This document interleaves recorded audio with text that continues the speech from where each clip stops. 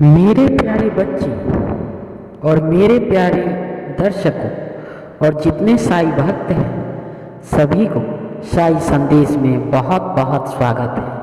आप औरों से हाथ जोड़कर प्रार्थना है कि आप साईं संदेश चैनल में जुड़कर लाइक शेयर और सब्सक्राइब जरूर कर लें और बेल आइकन की घंटी ऑन कर लें ताकि आने वाली वीडियो की नोटिफिकेशन आप तक जल्द से जल्द पहुंच सके।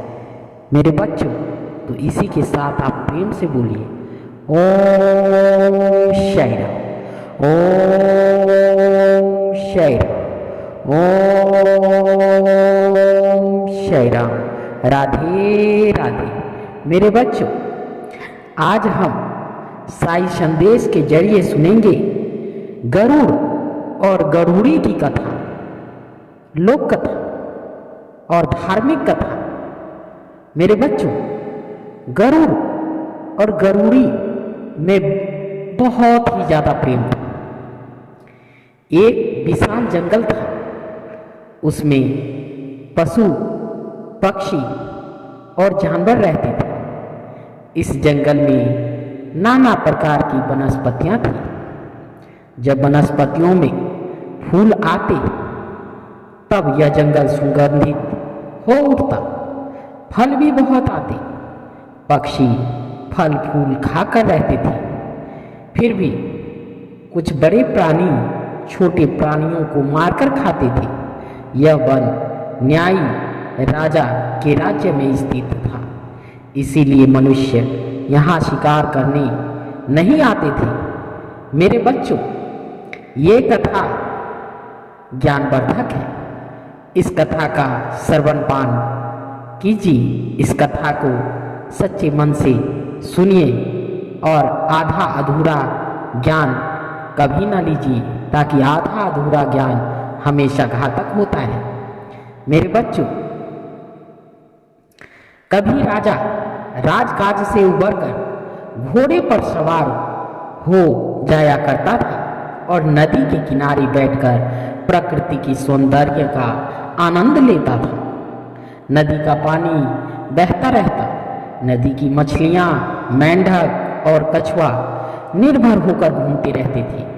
जंगल के बंदर एक वृक्ष से दूसरे वृक्ष पर उछल कूद करते रहते थे। मेरे बच्चों, मोर का पंख फैलाकर और मोर पंख फैलाकर जंगल में नाचते थे। चिड़िया गाती थी, चिड़िया चहकती थी। उसमें भी बरसात होने वाली हो तब उनकी कला देखते ही बनती है। मेरे बच्चों, पक्षियों का कुलकुलाहट, मधुरता, आवाजें इसी जंगल में गरुड़ और गरुड़ी भी रहती थी। दोनों पति पत्नी में बहुत ही प्रेम था।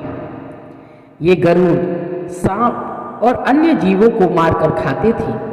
इस जंगल में जीवों के कम होने पर गरुड़ दूसरे जंगल में चले गए थे। अब मात्र एक युगल ही बचा था। अभी हाल ही में गरुड़ी ने 2 बच्चों को जन्म दिया था। वो भी चले जाते थे और छोटे बच्चे को लेकर वहां जाया करते थे। अब उन्हें बच्चे होंगे या नहीं, यह तो भगवान ही जाने। इससे पहले उनके 4-5 बार बच्चे मारे गए थे और चारों बार जंगल में आग लगी और वो बच्चों को छोड़कर दोनों पति पत्नी भाग जाते थे और बच्चे अग्नि में जलकर मर जाते थे। इस कारण इस बार जो होना हो, पर वो बच्चों को छोड़कर नहीं जाएगी, ऐसा निश्चित किया था गरुड़ी ने। गरुड़ी दाना पानी लाकर अपने बच्चे को खिलाते रहते थे। इस जंगल में फिर एक बार आग लगी। पशु पक्षी जान बचाने के लिए भागने लगे। उनका चीखना, चिल्लाना, शोर मचाना मच गया था, भगदड़ मच गया था। सभी पशु पक्षी भाग निकले और भगदड़ मचा रहे थे। अब तो मात्र गरुड़ और गरुड़ी दोनों पति पत्नी तथा उनके बच्चे ही उस जंगल में बचे हुए थे। गरुड़ गरुड़ी से कहता है, चलो हम भी यहाँ से भाग चले। गरुड़ी ने कहा अपने पति से, स्वामी तुम पागल हो गए हो, कैसे भाग जाएं हम अपने बच्चे को छोड़कर कैसे चले जाएं? गरुड़ ने कहा, गरुड़ी तुझे बुद्धि नहीं है।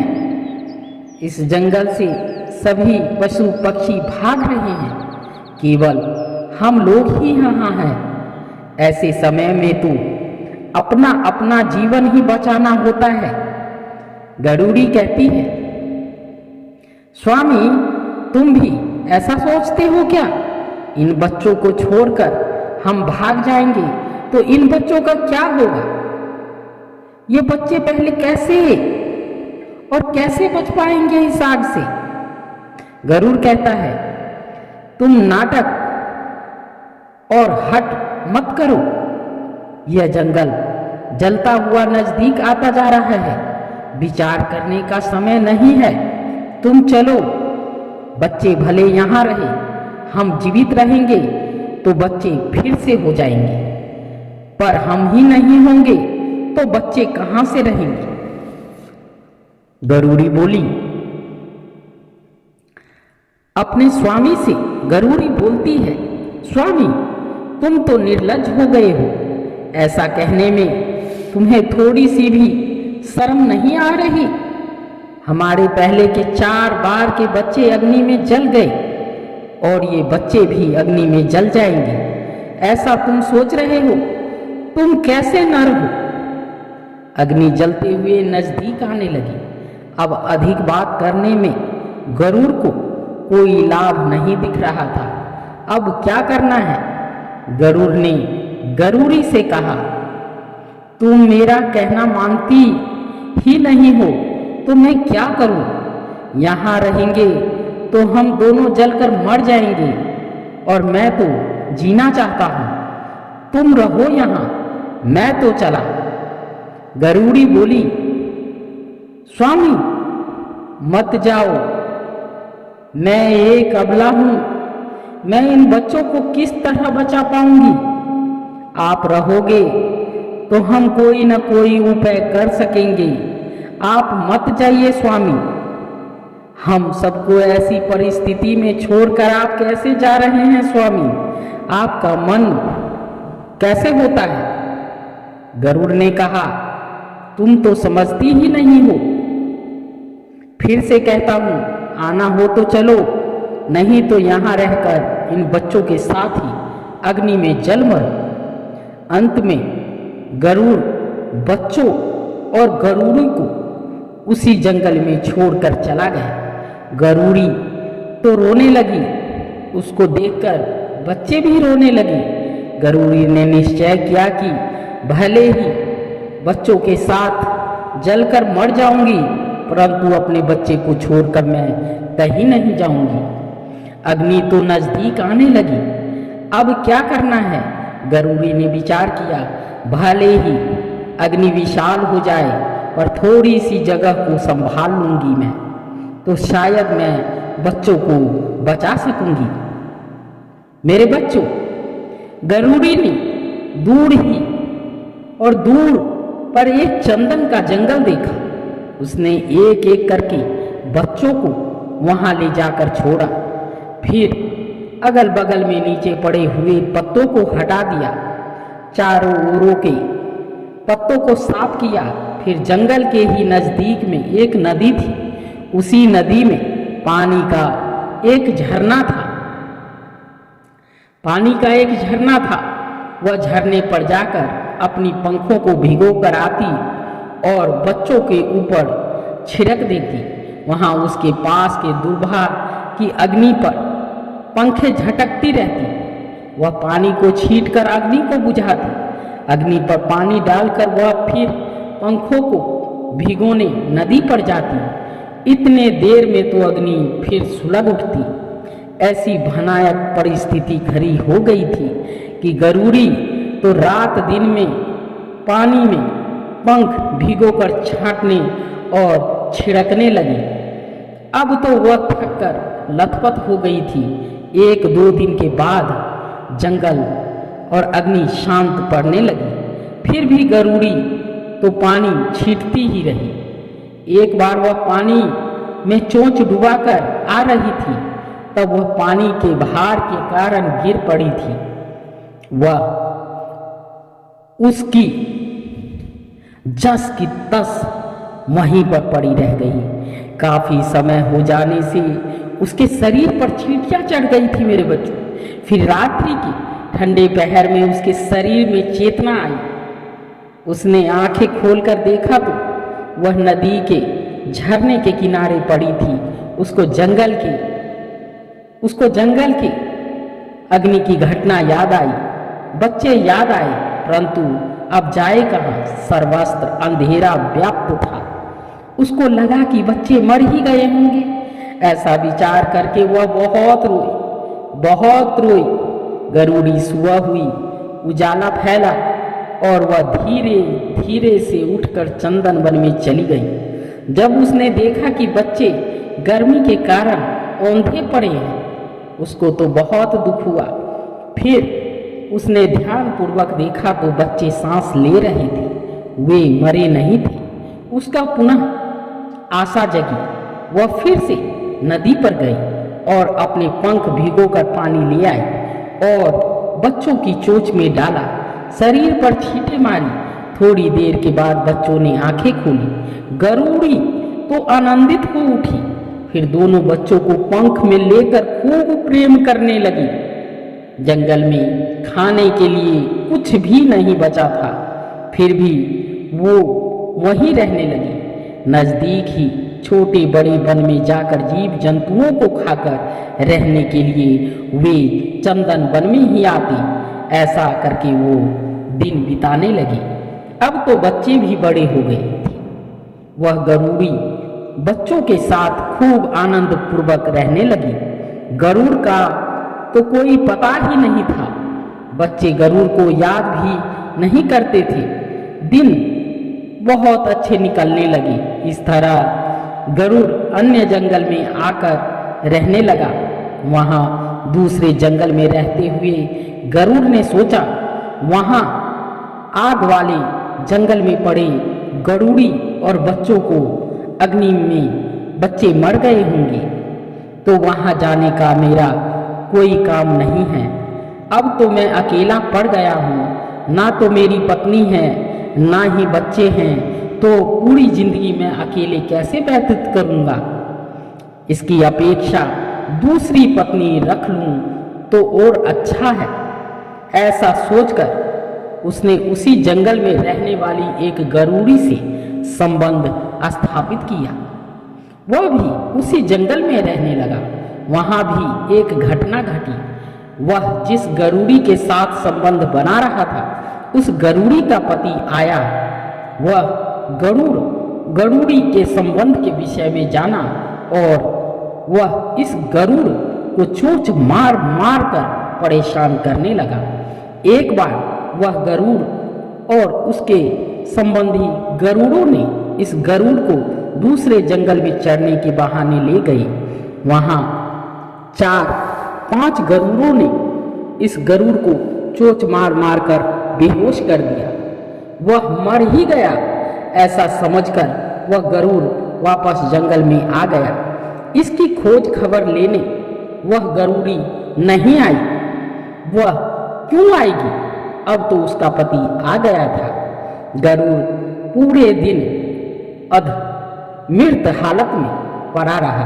रात बीत गई। दूसरे दिन उसने आंखें खोली। उसको बहुत दुख हुआ, पर क्या करता, वह उसके कर्म का फल था। फिर वह धीरे से उठा और नदी पर गया, पानी पिया और नजदीक में ही स्थिति एक जंगल जो चंदन के वृक्ष पर जाकर बैठा। 2-3 दिन वहीं रहा। फिर उसे थोड़ा आराम लगा।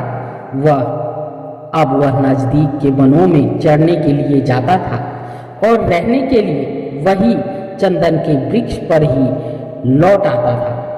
वहां भी कितने दिन रहता। अब उसके मन में आया कि असली पत्नी गरुड़ी और बच्चे जीवित हैं या मर गए, इसका पता तो मैं लगा कर रहूंगा। गरुड़ बोला। ऐसा विचार करके वह जिस जंगल में से भागकर गया था उस जंगल में वापस आया। वहां देखा तो उसको कोई नहीं दिखा। उसे लगा कि सचमुच ही मेरी पत्नी और बच्चे अग्नि में जलकर मर गए। अब वह उसी जंगल में रहने लगा। एक दिन ऐसा हुआ कि गरुड़ जंगल में जहां चरने के लिए आता था उसी वन में गरुड़ी बच्चों को लेकर चरने आई। गरुड़ ने गरुड़ी को देखा। उसने गरुड़ी को पहचानने का प्रयत्न किया।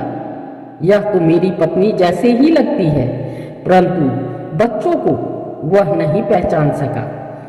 उसको दुविधा हुई कि यह वही है या कोई अन्य गरुड़ी है। वह चुप ही रहा। तो दूसरी तरफ गरुड़ी ने भी गरुड़ पति को देखा, लेकिन उसे लगा कि गरुड़ तो दूसरे वन में गया था, वो यहाँ कैसे आ सकता है। वहां तो नई पत्नी के साथ मौज करता होगा। ये तो कोई दूसरा गरुड़ होगा।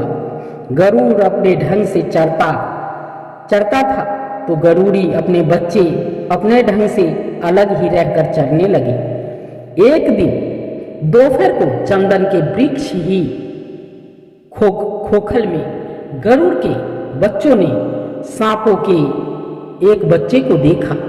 वह सांप का बच्चा गरुड़ों को देखकर खोखल में छिप गया। गरुड़ के बच्चों ने सांप के बच्चे को खोखल से निकाला और उसे चोंच मार मार कर अधमरा कर दिया। सांप का बच्चा भागा और वहां से भागकर पीपल के वृक्ष पर चढ़ गया। पीपल के वृक्ष पर ही गरुड़ बैठा था। गरुड़ ने सांप को देखा और उसने चोंच मारकर उसे मार डाला। इतनी देर में गरुड़ के बच्चे सांपों को खोजते हुए वहां आए। बच्चों से गरुड़ ने कहा, यह हमारा शिकार है, हमें दे दीजिए। गरुड़ ने बच्चों से कहा, इस शिकार को मैं कैसे वापस दे दूं? इसको तो मैंने पकड़ा और मारा है। बच्चे बोले, परंतु शिकार तो हमने खोजा था, यह हमारे पास से भागकर यहाँ आया है, इसीलिए यह शिकार तो हमारा ही कहलाएगा, तो हमें दे दीजिए। गरुड़ बोला, नहीं दूंगा, यह मेरा शिकार है। बच्चे बोले, ऐसा नहीं चलेगा, यह हमारा शिकार है, हमें दे दो। शिकार के खातिर बच्चों और गरुड़ का झगड़ा हुआ। तभी बच्चों को खोजती हुई गरुड़ी वहां आई। गरुड़ी ने गरुड़ से कहा, इस शिकार को इन बच्चों ने खोजा है, इसीलिए इस शिकार को बच्चों को दे दो। गरुड़ ने कहा, परंतु इस शिकार को मैंने पकड़ा है, तो इन्हें कैसे दे दूं? गरुड़ी ने कहा, पर तुम तो नर हो और ये बच्चे हैं, तुम्हें समझना चाहिए। यदि हम बुजुर्ग ही ना समझे तो कैसे चलेगा? गरुड़ ने कहा, मैं नहीं देने वाला, तुम्हें जो करना हो सो करो, पर मैं तो इस शिकार को नहीं दूंगा। गरुड़ी ने कहा, हाय रे, तुम्हें क्या कहना? एक तो बच्चों का पिता गरुड़ इन बच्चों को छोड़कर भाग गया और दूसरी तरफ तुम इनका शिकार नहीं देते। तुम भी और तुम सभी नर एक जैसे ही होते हो। गरुड़ ने पूछा, इसके पिताजी इन्हें छोड़कर कहाँ गए? गरुड़ी ने पूरी बात कह सुनाई। गरुड़ ने पूरी बात कह सुनाई। गरुड़ ये बात जानकर बहुत खुश हुआ। उसके मन में आया, ये तो मेरे ही बच्चे हैं और गरुड़ी मेरी पत्नी। मैं समझता था वह सब मिथ्या निकला, वे सब अग्नि में मरे नहीं जीवित ही हैं। फिर गरुड़ ने कहा, तुम्हारा पति तो मैं ही हूँ। गरुड़ी कहती है, मेरे पति तुम नहीं, तुम तो अलग ही दिखते हो। गरुड़ी की बातें चल रही थी, तब बच्चे शिकार लेकर भाग गए। फिर गरुड़ ने अपनी सब बातें गरुड़ी को कह सुनाई। उसको सुनकर गरुड़ी बोली, भले पहले के तुम मेरे पति होंगे, पर अभी मेरे पति नहीं रहे। यदि तुम मेरे पति ही होते तो अग्नि में हमें छोड़कर नहीं भागते। तुम मेरे पति नहीं और इन बच्चों के पिताजी भी नहीं। तुम्हारे और हमारे बीच कोई रिश्ता नहीं है। फिर गरुड़ी बच्चों को लेकर वहां से निकल गई और चंदन वन में आ गई। गरुड़ वहां से आकर उनके पास ही थोड़ी दूरी पर रात को रहा। सुबह फिर वह गरुड़ी के पास गया। बच्चे इधर उधर चढ़ते हुए खेल रहे थे। वो बच्चों के पास जाकर लाड़ प्यार करने लगा। बच्चे गरुड़ को देखकर दूर भागने लगे। गरुड़ी ने कहा, तुम्हें यहाँ आने की जरूरत नहीं है, तुम मेरे पति नहीं हो। गरुड़ ने कहा, मैं ही तेरा पति हूँ, तू क्यों नहीं समझती। गरुड़ वहां पास में जाकर गरुड़ी को फुसलाने लगा, लेकिन गरुड़ी उसको स्वीकार नहीं करती है। बाद में गरुड़ ने कहा, भले तुम मुझको स्वीकार ना करो, अपने घर नहीं रखो, परंतु मेरे बच्चे तो दे दो। गरुड़ की मांग सुनकर बहुत खिंच गई और गुस्सा हो गई। तुम्हारे बच्चे हैं, तुम्हारे बच्चे होते तो तुम इन्हें छोड़कर भाग नहीं गए होते। इन्हें किस तरह से बचाया है मैंने, वह मुझको ही पता है। सूर्य चंद्र इसके साक्षी है। गरुड़ ने कहा, तुम चाहे जो करो, परंतु मेरे बच्चों को मुझे सौंप दो। गरुड़ी उसके बच्चे नहीं देती है। गरुड़ बोला, तुम मुझे मेरे बच्चे को नहीं दोगी तो मैं राजा के पास न्याय के लिए जाऊंगा। गरुड़ी ने कहा, तुम चाहे जिस राजा के पास जाओ और चाहे जो करो, परंतु मैं तो बच्चे को नहीं दूंगी, तो नहीं ही दूंगी। फिर तो गरुड़ राजा की नगरी में जाकर न्यायी राजा से मिला और पत्नी और बच्चों से जुड़ी सभी बातें कह सुनाई। न्यायी राजा ने कहा, गरुड़, तुम कल गरुड़ी और बच्चों को लेकर दरबार में आना। गरुड़ फिर से चंदन वन में आया और गरुड़ी से बोला, तुझको कल बच्चों के साथ न्यायी राजा के दरबार में बुलाया है। गरुड़ी बोली, कोई बात नहीं, मैं कल बच्चों को लेकर दरबार में आऊंगी। राजा के आदेश का अनादर नहीं करूंगी मैं। गरुड़ी ने माना कि यदि इतनी तकलीफें उठाकर बच्चों को अग्नि से बचाया है और छोटे से बड़ा किया है, ये सब बातें राजा को कह सुनाऊंगी तो राजा बच्चों को गरुड़ को नहीं देंगे, लेकिन बदले में उसको दंड ही देंगे। दूसरे दिन गरुड़ी बच्चों को लेकर न्यायी राजा के दरबार में गई। गरुड़ भी आया और दरबार लगा। राजा ने न्याय का काम आरंभ किया। राजा ने कहा, गरुड़ी, ये गरुड़ तेरा पति है। गरुड़ी ने कहा, मुझको पूरा विश्वास तो नहीं है, पर इसकी बातों से लगता है कि वह मेरा पति होगा। राजा ने कहा, और ये बच्चे तुम्हारे हैं? गरुड़ी बोली, हाँ महाराज, ये बच्चे मेरे ही हैं। राजा ने गरुड़ से पूछा, तुम्हारे गृह संसार में ऐसा क्यों हुआ? गरुड़ ने कहा, महाराज, मैं बाहर के अन्याय जंगल में चढ़ने के लिए गया था। तब जंगल में आग लगा था। मुझको लगा कि वहां ठहरी पत्नी गरुड़ी और बच्चे अग्नि में जलकर मर गए होंगे, इसीलिए मैं वहीं दूसरे जंगल में ही रुक गया था। फिर न्यायी राजा ने गरुड़ से पूछा, क्या गरुड़ ठीक कह रहा है? यह बात सच है? गरुड़ी बोली, महाराज, गरुड़ झूठ बोल रहा है। दरअसल सच बात तो और ही है। गरुड़ी ने जंगल में लगी आग तब से बात शुरू करके बच्चों पर से झगड़े होने और बच्चों की गरुड़ की मांग तक की बात राजा को कह सुनाई। गरुड़ की बात सुनकर राजा ने सिर हिलाया। राजा ने कहा, गरुड़, अब तुम गरुड़ी को साथ रखोगे? गरुड़ ने कहा, हाँ महाराज, मैं अब भी गरुड़ी और बच्चों को अपने साथ रखने को तैयार हूँ, कारण वह मेरी पत्नी है और अपने बच्चों के बिना तो मेरा जीवन व्यर्थ है महाराज। फिर राजा ने गरुड़ी से पूछा, गरुड़ी, तुम गरुड़ के साथ रहोगी? गरुड़ी ने कहा, मैं कैसे जाऊं? आग लगी तब हमको छोड़कर भाग गए थे, तो अब इनका क्या भरोसा? मेरा और बच्चों का तो यह नया जन्म हुआ है समझो। राजा ने कहा, गरुड़ी तो तुम्हारे साथ रहने को तैयार नहीं है, तो तुम क्या करोगे?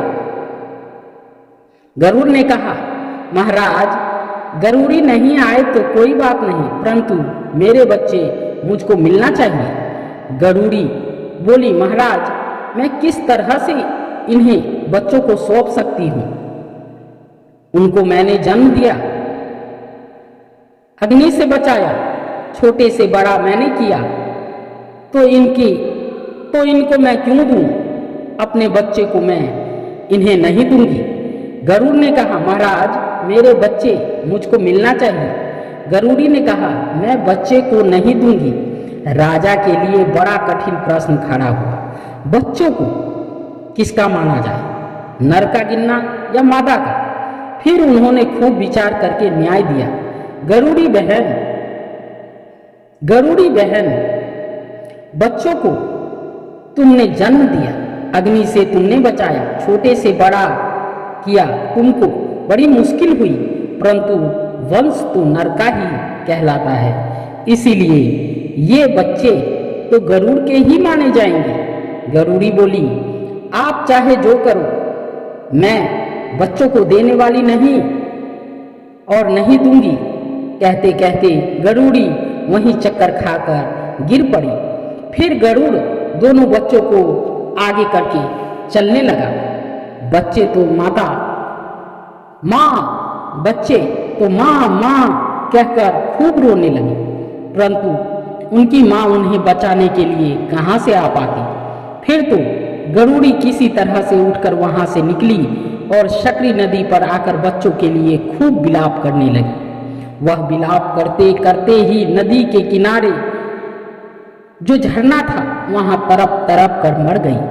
गर्मी के कड़ाके के धूप में उसका शरीर सूखकर चमड़ा हो गया। मेरे बच्चों, ये कहानी गरुड़ और गरुड़ी की कहानी आप औरों को कैसे लगी, कमेंट जरूर करिएगा। इसी के साथ आप प्रेम से बोलिए, ओम साई राम, ओम साई राम, ओम साई राम।